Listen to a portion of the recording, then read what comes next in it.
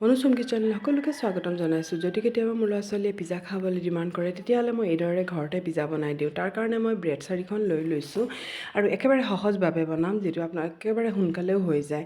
আৰু ব্ৰেডখিনি মই কি কৰিম, এক চাইডে অকল মই সেকিম, অকল দুই চাইড নহয়, অকল এক চাইডে খালি সেকিম, কাৰণ পিছলৈ দেখিব কি ধৰণে হেৰি কৰিছোঁ। আৰু অলপ নজ্বলাওঁ, জাষ্ট অলপ এক চাইড সেকি ল'ম। আৰু যি চাইড সেকি লৈছিলোঁ সেই চাইড মই ওপৰৰ ফালে কৰি দিম, আৰু যি চাইড কেঁচা আছে সেইটো চাইড মই তলত থৈ দিম।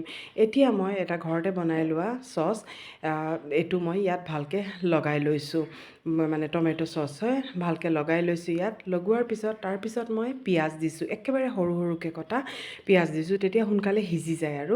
আৰু এতিয়া মই বিলাহীও দিছোঁ, বিলাহীখিনিও একেবাৰে সৰু সৰুকৈ কটা। যদি অন্য কোনো চব্জি থাকে তেতিয়াহ'লে আপোনালোকে ব্যৱহাৰ কৰিব পাৰে। আৰু একেবাৰে কেঁচা জলকীয়া, একেবাৰে কুমলীয়া কেঁচা জলকীয়া দুটামান দি দিছোঁ। আৰু ইয়াত অলপ ওপৰত গ্ৰীণ চাটনি দি দিছোঁ, কাৰণ এই গোটেইখিনিতে ইয়াত নিমখ আছে, এইকাৰণে মই নিমখটো ব্যৱহাৰ কৰা নাই। এইটো মছলা মই ঘৰতে বনাই থওঁ, এইটো চাট, পুচকা, যিকোনো হেৰিত মছলাটো ব্যৱহাৰ কৰিব পাৰে। এই মছলাটো মই ঘৰতে বনাই থৈছোঁ, ইয়াতো নিমখ আছে, সেইকাৰণে মই ইয়াত আৰু বেলেগকৈ মই নিমখ ব্যৱহাৰ কৰা নাই। এতিয়া মই দিম চীজ, মোৰ ওচৰত প্ৰচেছ চীজ আছে, বা আপোনালোকে মজৰেলাও দিব পাৰে।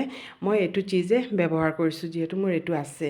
আৰু এতিয়া এইখিনি মই ভালকৈ ৰুকনি এখন দি এই ধৰণে পূৰা চিজখিনি, যিমান ল'ৰা ছোৱালীয়ে আপোনালোকৰ চিজটো ভাল পায় আপোনালোকে ইমানখিনি দিব। ইয়াত কোনো হেৰি নাই। আৰু এতিয়া ওপৰৰ পৰা মই অলপ পেৰি পেৰি মছলা ব্যৱহাৰ কৰিছোঁ, বা যিকোনো মছলা ব্যৱহাৰ কৰিব পাৰে, মই অলপ পেৰি পেৰি মছলা ব্যৱহাৰ কৰিছোঁ।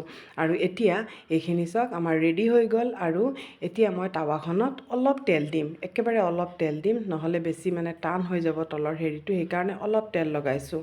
তেল নিদিলেও হয়, কিন্তু পিছলৈ অলপ টান হৈ যায়, সেইকাৰণে এই তেল অলপ দি লৈছোঁ। দি পেলাই এতিয়া মই ব্ৰেডখিনি ইয়াত এটা এটাকৈ এই ধৰণে থৈ দিম।